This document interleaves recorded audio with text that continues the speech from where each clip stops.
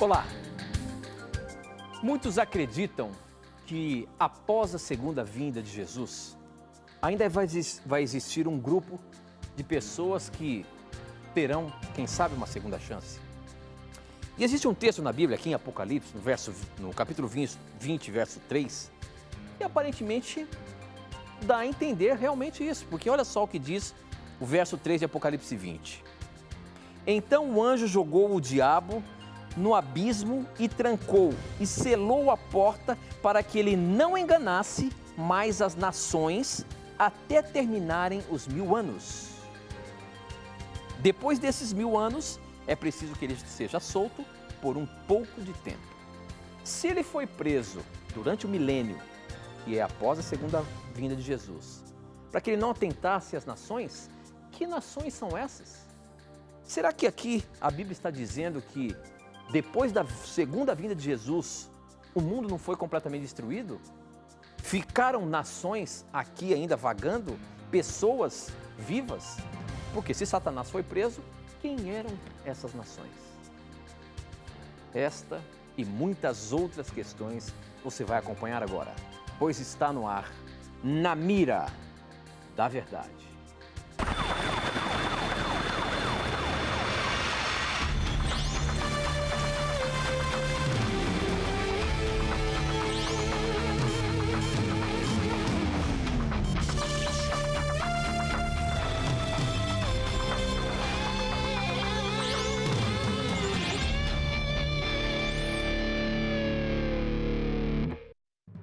Olá, seja muito bem-vindo. Estamos começando mais um programa Na Mira da Verdade, mais um ano cheio de bênçãos e juntos podemos estudar livremente a Palavra de Deus. Estamos começando o ano, estamos felizes porque você já está aqui com a gente. Obrigado pelo carinho da audiência de tantos anos, ou quem sabe você que está chegando agora nos acompanhando. Este é um programa de perguntas e respostas bíblicas ao vivo que você pode mandar o seu questionamento para a gente de diversas formas, que daqui a pouquinho eu vou falar, mas onde quer que você esteja, sinta-se abraçado pelo programa e juntos vamos estudar a Palavra de Deus. Como eu sempre digo, esse é um programa de perguntas e respostas bíblicas que tem que ser respondidas baseando-se na palavra de Deus. E quem está na mira para responder baseando-se na Palavra de Deus é ele, professor Leandro Quadros. E aí, professor? Animado para mais um ano? Estamos aí começando cheio de animação. Queremos ver como é que você vai sair durante esse ano, porque eu tenho certeza que muitas boas perguntas vão te deixar assim, quem sabe, de saia justa não dá, né? Aí você já fala uma heresia, de terno justo. Mas vai te deixar aí meio apreensivo, é ou não é, professor? É isso aí, Tito. Estamos contentes porque vamos começar aí mais um ano de programas ao vivo. E eu tenho muita confiança, Tito, que cada vez mais telespectadores, ouvintes, se juntarão conosco para o estudo sério da Bíblia. Obviamente, o nosso programa responde de forma objetiva, direta às perguntas. Não temos tempo para fazer um aprofundamento em muitas questões, mas cremos que essas respostas já estimularão os nossos amigos a buscarem mais respostas e também nossa equipe estará à disposição, caso alguma dúvida mais complexa exija uma resposta mais complexa também. É verdade, professor. E é interessante nós destacarmos o seguinte, o programa Na Mira da Verdade, ele tem como objetivo motivar você a estudar a Palavra de Deus.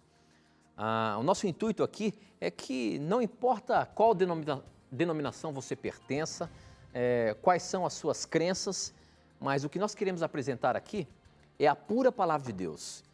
Todos nós, quando nos deparamos com uma questão bíblica ou uma questão teológica, temos sim dúvidas. A partir do momento que a gente começa a ler a Palavra de Deus, sempre surgem dúvidas. E o programa tem esse objetivo, ajudar você a compreender a Palavra de Deus. Graças a Deus nós temos aqui o professor Leandro Quadros, um homem que tem sido usado por Deus aí, Deus tem dado a ele a capacidade de encontrar os textos com muita rapidez e poder explicar exatamente aquilo que nós podemos ter dúvidas.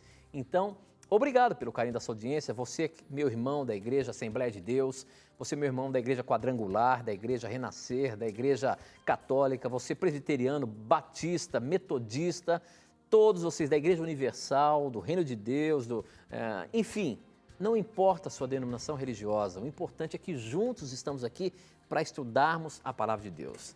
Seja muito bem-vindo, não tenha preconceitos, pergunte o que você quiser e a Bíblia, com certeza, vai te responder, tá bom? Professor Leandro Quadros, nós abrimos o programa hoje falando de um texto de Apocalipse, onde apresenta que Satanás vai ser preso no milênio para não tentar as nações.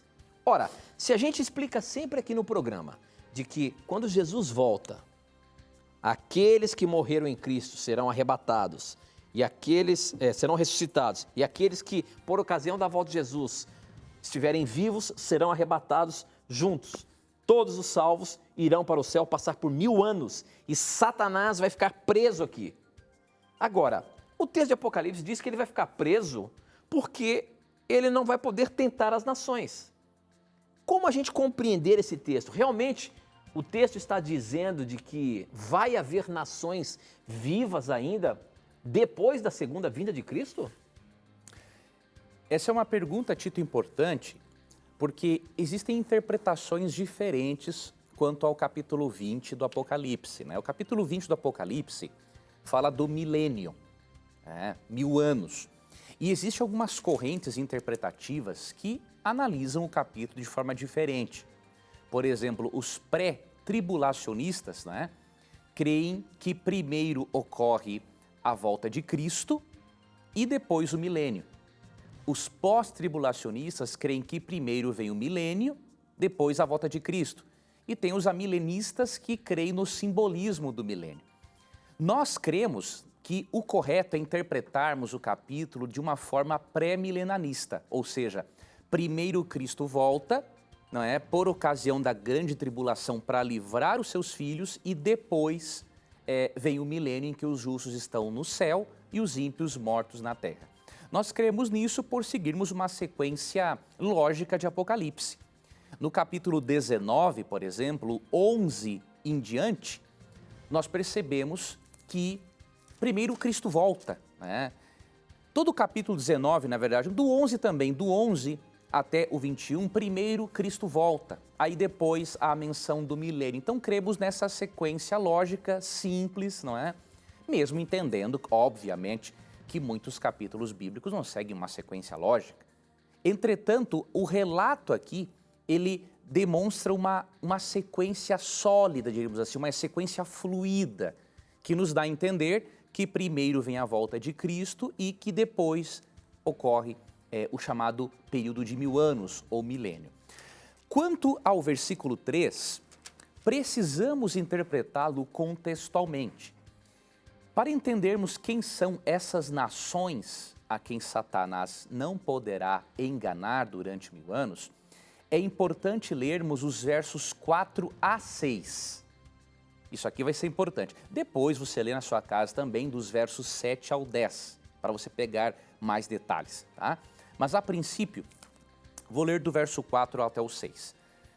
Vi também tronos, e nesses sentaram-se aqueles aos quais foi dada a autoridade de julgar. Vi ainda as almas dos decapitados por causa do testemunho de Jesus, bem como por causa da palavra de Deus. Tantos quantos não adoraram a besta, nem tampouco a sua imagem, e não receberam a marca na fronte e na mão. E viveram e reinaram com Cristo durante 1000 anos. Então aqui fala dos justos reinando com Cristo durante os 1000 anos. Agora olha o verso 5. Os restantes dos mortos não reviveram até que se completassem os 1000 anos. Esta é a primeira ressurreição. Bem-aventurado e santo é aquele que tem parte na primeira ressurreição. Sobre esses, a segunda morte não tem autoridade. Pelo contrário, serão sacerdotes de Deus e de Cristo e reinarão com ele os 1000 anos. Se nós lermos esse texto e analisarmos 2 Tessalonicenses 1, 7 a 9, não será difícil chegarmos à seguinte conclusão. 2 Tessalonicenses 1, 7 a 9 diz que os ímpios serão mortos por ocasião da volta de Cristo. Essa é a primeira informação. E no verso 5 do Apocalipse 20, diz que o restante dos mortos, ou seja, os ímpios, ressuscitarão após os 1000 anos. Então, quem são essas nações que Satanás não poderá enganar? Os ímpios, que terão sido mortos pelo resplendor da glória de Cristo na sua segunda vinda. Quando diz que ele não poderá mais enganar as nações porque ele estará preso, a prisão dele é simbólica. Ele estará preso por uma cadeia de circunstâncias que o impedirá de tentar as pessoas. E por quê?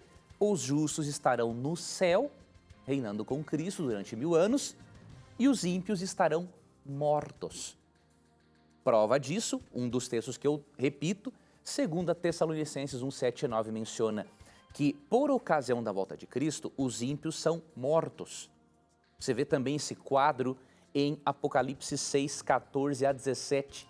Então a Bíblia não ensina que durante o milênio existirão pessoas vivas na terra. Não. A Bíblia ensina que durante o milênio os justos transformados e ressuscitados estarão no céu. Leia também João 14, 1 a 3. E que os ímpios estarão mortos. Então essas nações não serão enganadas porque elas se constituem nos ímpios que estarão mortos durante a volta de Cristo. Afinal, Satanás estará preso por uma cadeia de circunstâncias que o impedirá de tentar as pessoas. Então analise contextualmente Apocalipse 20, verso 3, com 2 Tessalonicenses 1, 7 a 9, e você não vai chegar a uma conclusão diferente. Muito bem, professor. O nosso programa está apenas começando. Para você participar mandando as suas perguntas, você pode usar o seu SMS. O nosso número é 12 98151 0101. Você manda, eu recebo aqui na hora. Ou através das redes sociais. Facebook, namiradaverdade.nt, Twitter, @namiradaverdade. E também nós temos um blog, novotempo.com/namiradaverdade. Você pode entrar lá, você vai ver que o programa está no ar. E você faz a sua pergunta, eu também recebo aqui na hora, tá bom? Participe, mande suas dúvidas, mande seus questionamentos e vamos colocar na mira. Essa pergunta chegou pelo SMS, quem mandou foi o Robson, de Ecoporanga, e ele pergunta o seguinte, professor. É correto ter o dom de línguas estranhas na igreja? Nós podemos falar na língua dos anjos? O que a Bíblia fala sobre o dom de línguas e o falar na língua dos anjos, professor? Em primeiro lugar, não devemos, de forma alguma, questionar a sinceridade dos nossos irmãos pentecostais que creem no dom de línguas estranhas. Né? Muitos irmãos pentecostais têm um amor sincero por Jesus Cristo e amam mais a Cristo do que muitos que dizem não falar línguas estranhas, mas que, ao mesmo tempo, não têm um relacionamento verdadeiro com o Senhor. Então, nós vamos apresentar aqui uma compreensão bíblica do assunto, sem, obviamente, julgar nenhum irmão nosso, porque em todas as denominações há irmãos muito mais sinceros do que muitos de nós pensamos. Primeiramente, Deus não aboliu nenhum dom espiritual. Não encontramos na Bíblia nenhum texto bíblico que diga que os dons espirituais foram abolidos, pelo contrário. Quando lemos 1 Coríntios capítulo 12, percebemos que, inclusive nos últimos dias, todos os dons espirituais seriam válidos. Entretanto, devemos fazer uma observação. O dom espiritual mais utilizado pouco antes da volta de Cristo não será o dom de línguas, será o dom profético. Eu vou ler o texto e vou lhe explicar o porquê. Primeiramente, vamos ler Atos 2, 17 e 18. Nos últimos dias, diz Deus, derramarei do meu espírito sobre todos os povos. Os seus filhos e suas filhas profetizarão, os jovens terão visões, os velhos terão sonhos. Sobre os meus servos e as minhas servas derramarei do meu espírito naqueles dias e eles profetizarão. Então veja, Deus não aboliu nenhum dom espiritual, porém, o que ele mais quer utilizar nos últimos dias é o dom de profecia. Então, isso é o que o texto diz. O apóstolo Paulo, quando fala do dom de línguas, ele faz correções no dom de línguas como ele era usado nos dias de Corinto. Então isso nos mostra que nem sempre quando alguém diz, eu tenho o dom de línguas, ele é realmente o dom de línguas bíblico. Se você ler 1 Coríntios 14, você vê que Paulo começa mencionando a forma como o dom era usado naqueles dias. Depois ele começa a corrigir a maneira como eles usavam o dom. E depois ele dá conselhos sobre a ordem no culto e tudo mais. Então a pergunta é, o dom de línguas que está sendo usado em muitas igrejas é o dom bíblico? Eu particularmente não creio nisso. Por quê? Quando eu estudo, por exemplo, o livro de Atos capítulo 2, percebo claramente que o dom de línguas bíblico é uma capacitação sobrenatural para comunicar-se, para comunicar o Evangelho. E nós não percebemos em várias manifestações de dons de línguas atualmente que o orador, que na verdade a pessoa que tem o dom, ela esteja realmente comunicando o Evangelho, porque as outras pessoas não entendem nada, né? O que diz Atos capítulo 2? Quando Deus deu pela primeira vez o dom de línguas, o verso 4 de Atos 2 diz assim, todos ficaram cheios do Espírito Santo e começaram a falar noutras línguas conforme o Espírito os capacitava. Vejam, eram idiomas, porque a palavra língua no grego quer dizer idiomas, né?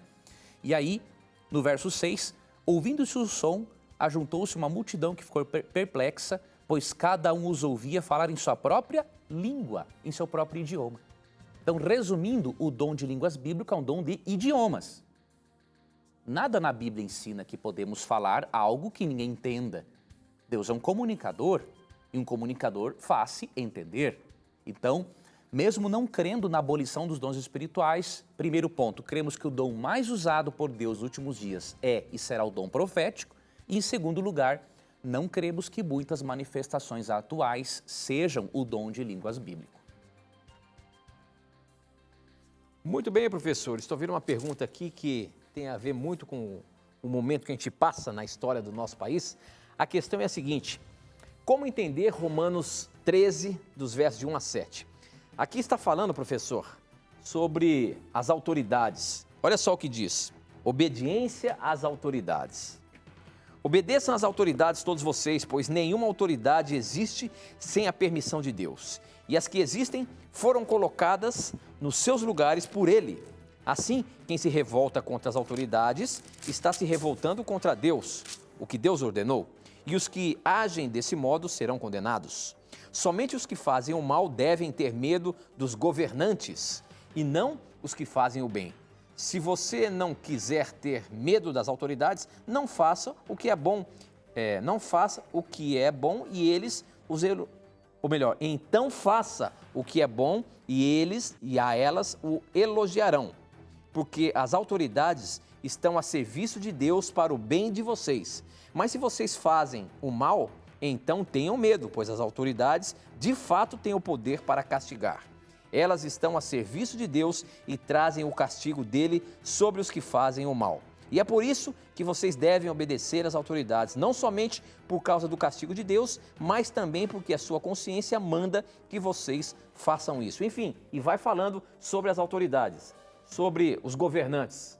Agora, há uma reflexão também que lá em Atos, quando os apóstolos foram interrogados pelas autoridades ali, Pedro ainda disse, não, o que importa é que nós obedeçamos a Deus e não aos homens. Então, existe aí uma forma de rebater o que está sendo dito aqui em Romanos, o que Paulo está dizendo, com o que aconteceu lá em Atos. Agora, com relação a essas autoridades, todas foram instituídas por Deus mesmo, professor? Tem muita gente que acaba lendo Romanos 13 e culpando a Deus por votar errado, né? Então, já que tal governante assumiu, foi Deus que permitiu. Deus não tem culpa de o brasileiro não saber votar, né? E eu vou provar isso à luz da Bíblia. Oséias 8, verso 4, o texto que eu abri enquanto tu lia para nós Romanos 13, é bem claro em dizer o seguinte, falando do povo de Israel, eles instruíram reis sem o meu consentimento e escolheram líderes sem a minha aprovação. Então, em Romanos 13, Paulo está falando que Deus estabeleceu sim as autoridades para castigar e punir os criminosos. Agora, isso não significa que Deus escolha todas as pessoas para fazerem parte dessas autoridades. Mas ele permite. Permite porque Deus respeita o livre-arbítrio do povo. Se o povo não quer educar-se para saber votar, Deus vai permitir que o negócio seja assim. Agora, não podemos culpar a Deus pela ignorância brasileira em votar em seus representantes.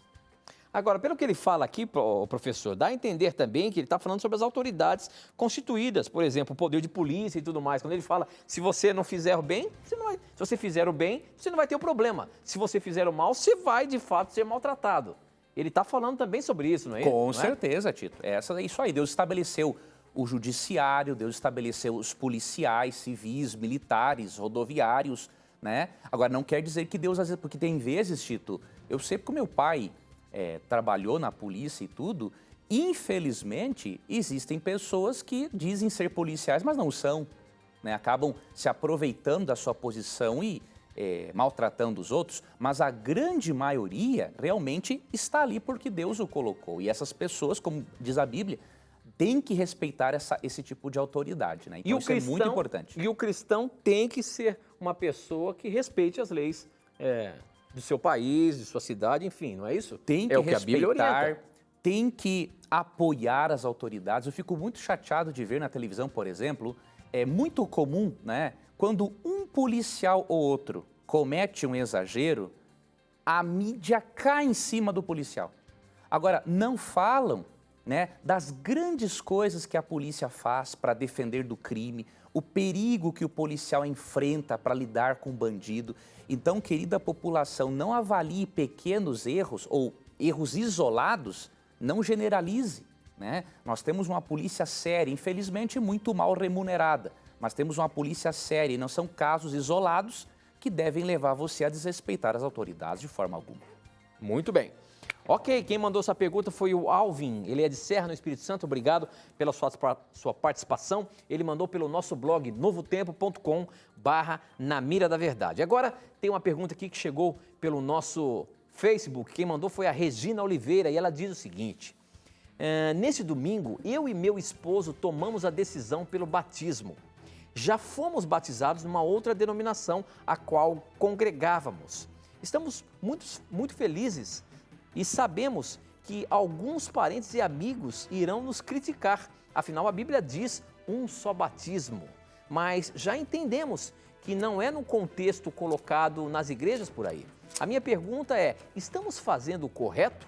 Pergunto simplesmente para responder a amigos que estão assistindo e a resposta com certeza está vindo do nosso querido professor Leandro Quadros. E aí, professor, a questão do rebatismo.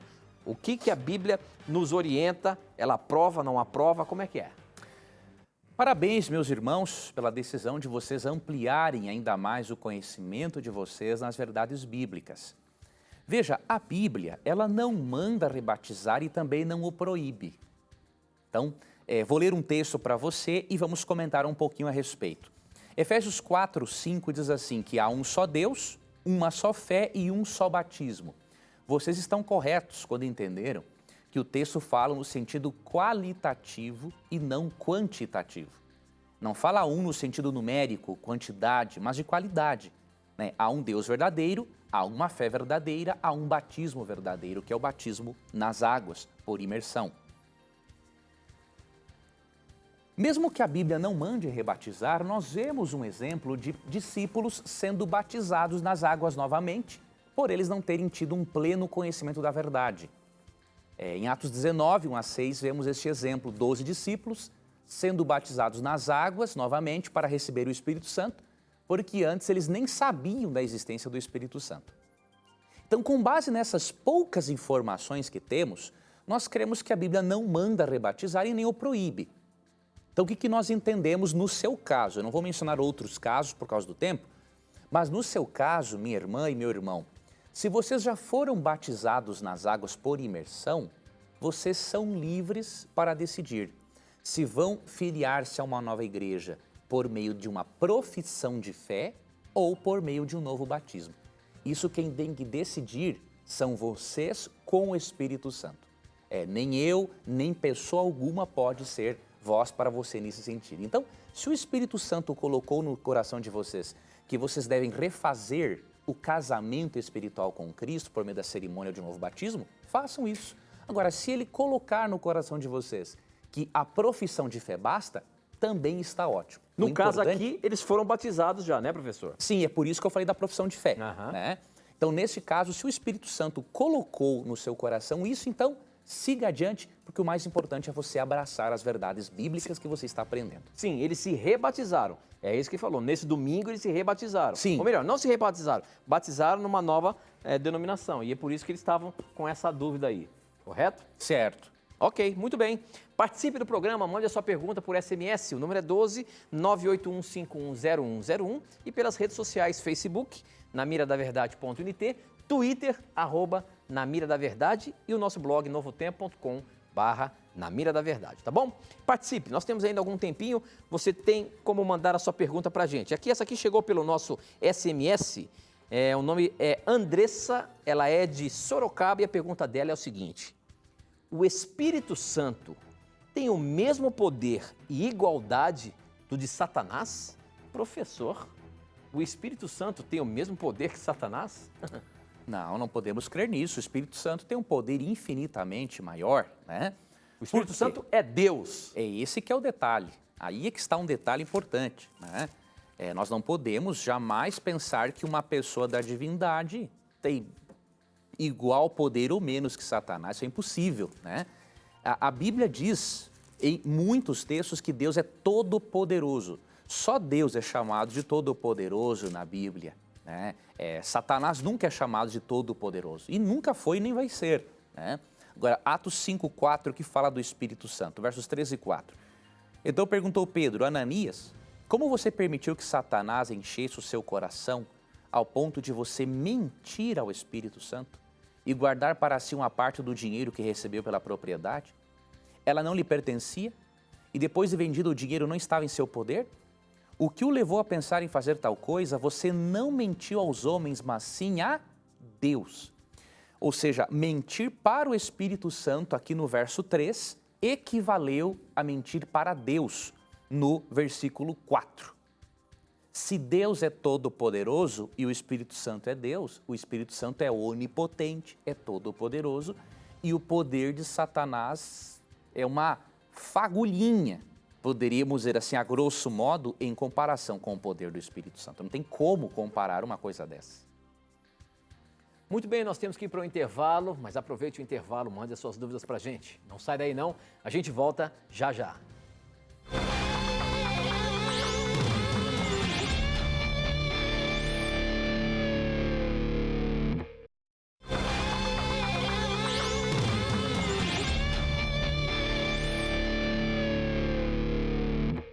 Já estamos de volta, são 9 horas e 33 minutos, estamos ao vivo aqui pela TV Novo Tempo e a gente quer agradecer aí a sua audiência, você que está nos assistindo através de uma parabólica em qualquer ponto desse país ou quem sabe pelos nossos canais de TV por assinatura. Muito obrigado pelo carinho da sua audiência. E você que está nos vendo através de um canal aberto, logo, quem sabe, você que está morando nas grandes cidades, a sua TV vai estar também em digital, então aguarde aí no cronograma do Ministério, você não vai perder o sinal da Novo Tempo, você também vai ter a TV Novo Tempo em digital para você, tá bom? Obrigado aí mais uma vez por você estar aqui participando com a gente no programa Na Mira da Verdade. Não tenha preconceitos, pergunte o que você quiser e nós vamos colocar na mira e responder baseando-se na palavra de Deus, tá bom? Essa pergunta agora chegou pelo nosso Twitter, você pode mandar através do seu Twitter aí, o nosso endereço é @namiradaverdade. Quem mandou foi o Irineu Barroso e ele pergunta o seguinte: professor Leandro Quadros, me responda uma dúvida. Se uma pessoa com transtorno mental comete suicídio, como será o julgamento dessa pessoa? A Bíblia nos dá alguma luz? Veja, mesmo amigo Tito, que a Bíblia não entre em detalhes, a Bíblia nos dá sim luz por causa da graça perdoadora de Jesus Cristo. Nós cristãos temos uma tendência muito errada de querermos ser juízes no lugar de Deus. E muitas vezes, mesmo sem querer, minimizamos a eficácia do sacrifício de Cristo, né? Por exemplo, a capacidade perdoadora de Deus é muito maior do que podemos imaginar. E, obviamente, Deus pode perdoar qualquer pessoa que cometeu suicídio. Então, vamos ler Isaías 1,18, por exemplo, que diz assim: Venham, vamos refletir juntos, diz o Senhor. Embora os seus pecados sejam vermelhos como escarlate, eles se tornarão brancos como a neve. Embora sejam rubros como púrpura, como a lã se tornarão. Qual é o princípio desse texto? O princípio é que não importa o pecado, por mais pior do que seja, se a pessoa aproximar-se de Deus, pedir perdão, Deus perdoa. Aí você pode perguntar assim, mas e o suicida? Como que eu e você vamos garantir que um suicida não se arrependeu? Se uma pessoa se atirou de um prédio e ele se arrependeu, mesmo que a lei da gravidade não o perdoe, naquela fração de segundos Deus pode perdoá-lo também. Outro detalhe, o que levou a pessoa a praticar o suicídio? Covardia, falta de fé, problemas emocionais graves, uma depressão profunda e a pessoa nem tinha consciência praticamente do que estava fazendo? Então nós não podemos entrar no papel de juiz. E dizermos, por exemplo, que todo suicida vai se perder é uma blasfêmia. É a mesma coisa que dizer que Deus pode perdoar quase todos os pecados, menos esse. E consideremos outros exemplos na Bíblia. Por exemplo, se você ler 2 Crônicas 33, o rei Manassés foi tão ímpio que matou até os próprios filhos para sacrificá-los às divindades pagãs. Aí alguém vai me dizer que Deus perdoou Manassés e o texto bíblico diz que ele o fez. Agora, uma pessoa que tirou a própria vida porque estava doente, Deus não perdoa? Uma coisa totalmente desproporcional. Então, não façamos papel de juízes e temos a certeza. A graça de Cristo pode perdoar-se em qualquer pessoa, até mesmo um suicida. Muito bem, eu quero mandar um abraço especial agora para o senhor Joel Santos Souza e a dona Lucineide, eles são de Florianópolis, acompanham sempre o nosso programa Na Mira da Verdade. Obrigado pelo carinho do senhor, por nós aqui do programa, tanto o professor Leandro Quadros e eu. Eu quero agradecer muito aí pela sua audiência e por você estar sempre acompanhando o nosso programa. Um abraço carinhoso para o senhor, viu, seu Joel? Obrigado aí por o senhor. Acho que o senhor tentou falar comigo quando nós estávamos lá em Florianópolis, acabou não dando certo, mas um abraço para o senhor, tá? Muito bem, próxima pergunta chegou pelo nosso Facebook, quem mandou foi o Luiz Domingues. E ele pergunta o seguinte, professor: como podemos ter certeza que Moisés ressuscitou? Os judeus ensinam isso ou é alguma tradição antiga? Onde nós podemos... será que a Bíblia consegue comprovar a ressurreição de Moisés? Ou a gente acha isso por tradição antiga ou que os judeus ensinam? Podemos sim comprovar biblicamente. Antes eu queria só mandar rapidamente 2 abraços que eu havia esquecido. Primeiro para o Edson, é dono de um restaurante aqui no Shopping Jacareí. Né? Que Deus te abençoe, meu irmão. Obrigado por você assistir ao programa. E o outro abraço vai para minha amiga Lilian Damasceno, que mora em Uberlândia, Minas Gerais. Que Deus te abençoe, minha amiga, na sua caminhada cristã, ao seu esposo e toda a sua família, sua filhinha também, tá bom? Vamos então. A ressurreição de Moisés é um assunto bastante claro nas Escrituras. Né? Mesmo que muitas pessoas duvidem da ressurreição de Moisés e pensem que até mesmo é algo simbólico, ou seja, Pedro, Tiago e João só tiveram uma visão simbólica da presença de Moisés e Elias, lendo o texto da forma correta, não tem como interpretar desta maneira, né? Nós percebemos que a ressurreição de Moisés é um fato muito evidente.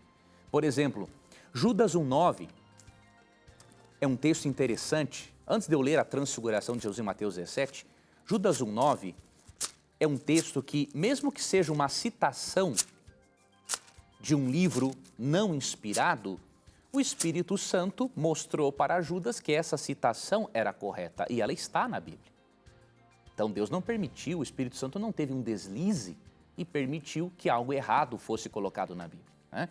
Então em Judas 1,9 diz assim: contudo, nem mesmo o arcanjo Miguel, quando estava disputando com o diabo acerca do corpo de Moisés, ousou fazer acusação injuriosa contra ele, mas disse: o Senhor te repreenda. A palavra disputando aqui, no grego, dá a ideia de uma demanda legal. É algo que tem a ver com justiça. É uma demanda judicial. Então é óbvio que não há aqui uma disputa por um corpo morto.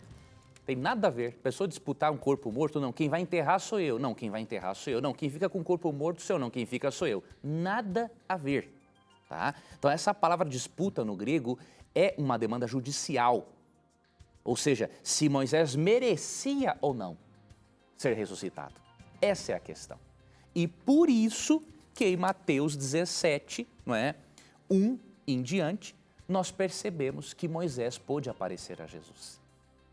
Moisés e Elias apareceram a Jesus. Moisés como representante daqueles que irão para o céu após a ressurreição e Elias como representante daqueles que irão para o céu sem conhecer a morte. Foi muito real isso para Pedro, tanto que no verso 4 ele diz, Senhor, é bom estarmos aqui. Se quiseres, farei 3 tendas, uma para ti, uma para Moisés e outra para Elias. Então foi algo real para Pedro. Tanto que, olha que interessante, o próprio Pedro, quando comenta sobre o evento, ele diz que foi algo muito real. Em 2 Pedro 1,16 diz assim, ó, de fato, não seguimos fábulas engenhosamente inventadas quando lhes falamos a respeito do poder e da vinda do nosso Senhor Jesus Cristo. Ao contrário, nós somos testemunhas oculares de sua majestade. Ele recebeu honra e glória da parte de Deus Pai, quando da suprema glória lhe foi dirigida a voz que disse, este é o meu Filho amado em quem me agrado. Então ele está falando do evento da transfiguração que ele presenciou. E ele diz que ele foi uma testemunha ocular daquilo. E você percebe ele contando no relato que isso foi algo real, não foi uma visão simbólica, tá bom? Então, não creia nessa questão de visão simbólica, porque isso é uma incompreensão, é uma coisa bem distorcida do texto bíblico. Muito bem, professor Leandro Quadros. A próxima pergunta chegou aqui pelo nosso SMS. Quem mandou é o Francisco de São José dos Campos. Um abraço a você, irmão aqui próximo da gente. A pergunta dele é o seguinte. Gostaria de saber se beber e não se embriagar é pecado. Eu sei que a Bíblia tem um texto ali que fala alguma coisa sobre beber, disse, tal. Se eu beber assim socialmente, professor, não me embriagar, eu não estou pecando?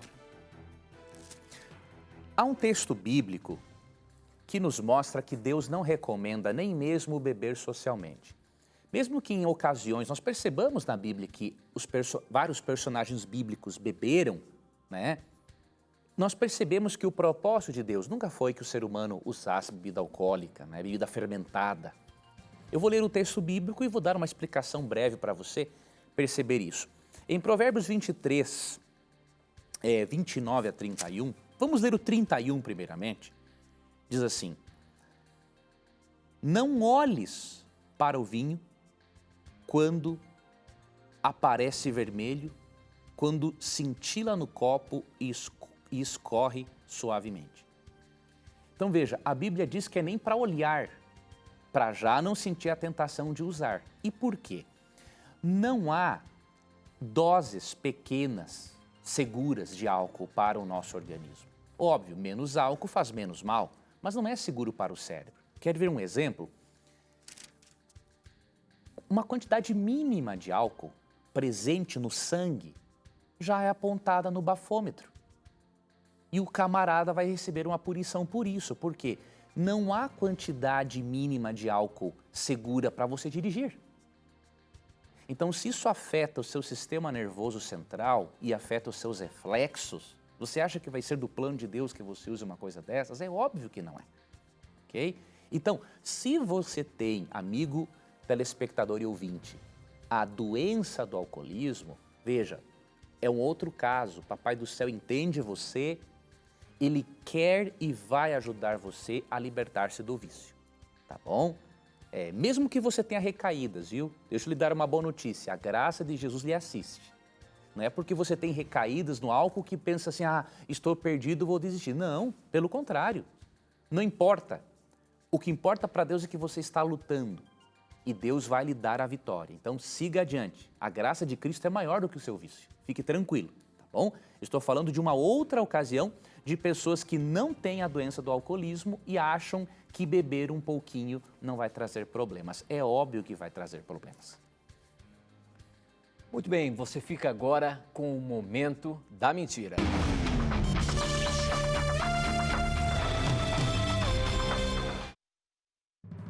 Existe uma acusação muito frequente contra Ellen White, escritora adventista, que nós cremos ter sido usada por Deus com dom profético para nos levar de volta à palavra de Deus.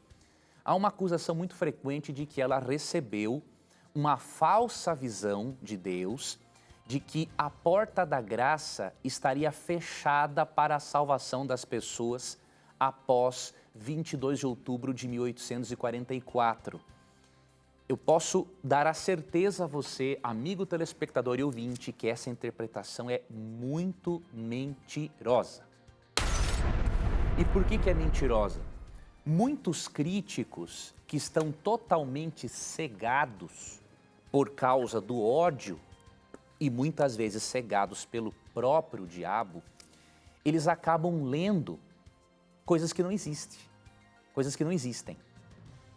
Quando Ellen White falou e creu que a porta da graça estava fechada para o mundo, ela partilhava de uma crença de muitos mileritas na época e ela nem era profetisa ainda. Tanto que em 1874, quando ela escreveu sobre o assunto, veja o que ela disse. Foi a luz a mim concedida por Deus que corrigiu o nosso erro e habilitou-nos a ver a verdadeira atitude. Antes de ser profetisa, ela cria sim. Agora, como que um crítico vai dizer que ela recebeu uma falsa visão se ela não era profetisa ainda? Você entende? Ela cria que as pessoas que rejeitaram a mensagem de salvação estavam perdidas para sempre, após aquele momento em que eles pregaram sobre a volta de Cristo. Depois, subsequentemente, Deus deu uma visão para ela, mostrando que ela precisava corrigir a sua posição teológica. E qual é o problema em um cristão corrigir a sua teologia? Não tem nenhum problema. Eu já mudei meus conceitos várias vezes. Você percebe, por exemplo, em Atos, capítulo 10 e 11, Deus corrigiu a teologia dos apóstolos. Eles acreditavam que só os judeus seriam salvos e os gentios não. Tanto que quando Pedro vai e batiza Cornélio, que era um não-judeu, Pedro foi interrogado pelos apóstolos para saber que barbaridade foi aquela que ele cometeu. E aí você lê em Atos 10 e 11 que Deus, por meio de uma visão dada a Pedro, corrigiu teologicamente os apóstolos. Qual é o problema? Então Ellen White aperfeiçoou seus conceitos, assim como qualquer ser humano saudável e humilde vai aperfeiçoar os seus conceitos. E por isso acusá-la de falsa profetisa é uma mentira tenebrosa, é uma tendenciosidade, e o indivíduo que após essa informação continuar fazendo isso, ele com certeza está transgredindo o mandamento que diz: não dirás falso testemunho contra o seu próximo. Ok, professor. Muito bem, mais uma mentira desmentida. A próxima pergunta agora chegou pelo nosso blog.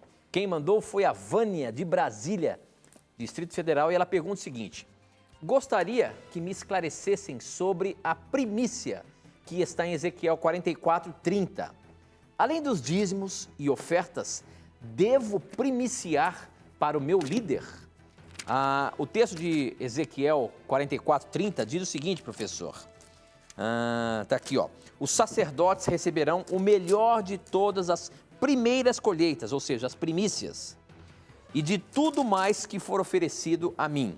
Toda vez que as pessoas assarem pão, darão aos sacerdotes o primeiro pão como oferta, e assim a minha bênção ficará sobre as suas casas. Esse texto é usado para fundamentar essa história das primícias, que de repente o pastor tem que receber aí a primeira parte é do líder espiritual e depois tem os dízimos e as ofertas. A base é essa, a base bíblica? Infelizmente, essa é uma distorção realmente do texto bíblico. Por quê?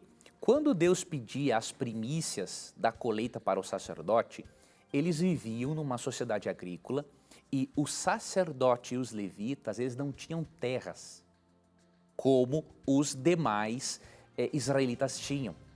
Então, esse estabelecimento das primícias, ou seja, dar os primeiros frutos para eles, era um sistema de Deus para sustentar a alimentação deles. Tá? Os dízimos eram outra coisa, tinham a ver mais diretamente com a adoração a Deus. E você percebe em Malaquias 3, 8 a 10, que o não dizimar e o não ofertar é dito na Bíblia como roubo. E quando você vai para o Novo Testamento, você percebe que a sociedade, os judeus, eles dizimavam, ofertavam a Deus, mas não tinha nada de primícias, porque não era uma sociedade mais exclusivamente agrícola. Já tinha mais outras moedas de troca, diríamos assim. Tá? Então, não creio que possa se usar esse texto não para isso. A Bíblia fala da obrigatoriedade de dízimos e ofertas para o adorador, mas isso é em relação a Deus, né? Nenhum pastor tem direito de decidir quanto que você vai dar de oferta. Isso é voluntário, isso é de coração. Tá? Então tenha cuidado com isso. Né? Dízimo, sim. A palavra dízimo no grego e no hebraico quer dizer 10%, um décimo. Né? É 10% daquilo que Deus nos deu e nós devolvemos a Ele para Ele utilizar na pregação do Evangelho. A oferta é um pacto que você faz com Deus de acordo com as suas possibilidades, de acordo com as suas possibilidades. Diz ali 2 Coríntios 9, 6 e 7. Então tenha cuidado, adore a Deus sim com dízimos e ofertas, mas não permita que um líder aí distorça o texto bíblico e fique enganando você. Ok, professor, muito bem. A próxima pergunta chegou por SMS. Deixa eu ver se tem um nome aqui. Amo este programa, Deus abençoe sempre. Gostaria de saber, Daniel fez um jejum de 21 dias comendo legumes e frutas. Eu sou vegetariana e faço jejum de carne por amor aos animais, que sofrem desde quando nascem até a morte. Sentem medo e dor igual a nós, seres humanos. Deus se agrada desse jejum? A Alessandra Gisele, de Bertioga, São Paulo. Eu acho que aqui a questão do jejum dela, não sei se é isso que a Bíblia fala, que nós devemos nos abster de carne em virtude do sofrimento dos animais. É isso que a Bíblia fala? Veja, a sua postura, minha irmã, é muito louvável. Se você fizer com a motivação correta. Primeiro, preservar os animais e não trazer dor a eles, perfeito. Né? Agora, você não deve encarar isso como uma espécie de salvação pelas obras, entende? Então, Efésios 2, 8 e 9 diz assim, pela graça sois salvos, mediante a fé, isso não vem de vós, é dom de Deus, não de obras para que ninguém se glorie. Então, se você tem este jejum, você se absteve da carne, você vai ter, obviamente, mais benefícios na sua saúde. E se você se absteve para preservar os animais, é a sua manifestação, né? E você não passa para os outros a ideia de que se eles não fizerem, eles são ímpios e você é a santa, diríamos assim, você está no caminho certo. O problema é quando a pessoa adota uma postura vegetariana, não é? E ele se acha mais santo ou mais importante do que os outros, sendo que não é essa a realidade. Não é? Óbvio, a abstinência da carne facilita a nossa compreensão das coisas espirituais. Aí é que está, professor. Eu acho que essa aí tem que ser a essência. É a essência. Na verdade, a gente se abster do uso de carne é que a gente vai ter uma mente mais límpida, mais limpa para poder compreender as coisas de Deus. E não pelo fato de que há um sofrimento dos animaizinhos. Afinal de contas, Deus deu os animais para que também pudesse ser para uso de alimento também, não é? É que isso ele permitiu, né? Ele permitiu após o pecado. Isso. Né? Então, idealmente, nós devemos voltar à dieta original que Deus deu para nós, né? A vegetariana, dentro do nosso tempo, de cada um, obviamente. Então, eu creio que além dessa motivação em cuidar dos animais, não ter essa questão de salvação pelas obras inculcada na mente. Então, se você tem esse propósito e você respeita as pessoas que pensam diferente de você e respeita os limites delas, o tempo delas para chegarem a esta compreensão, você estará no caminho certo. Muito bem. Próxima pergunta, essa chegou pelo nosso Twitter. Você pode mandar suas perguntas através do Twitter. Nosso endereço @na mira da verdade. Quem mandou foi o Leandro Winchester, é o sobrenome dele. E a pergunta é o seguinte: é possível prosseguir em uma denominação sem praticar totalmente o que ela prega? Como é que é isso, professor?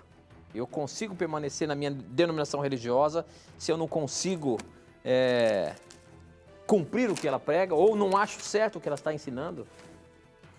Devo permanecer, quem sabe, em uma denominação onde eu estou achando que nem tudo está correto?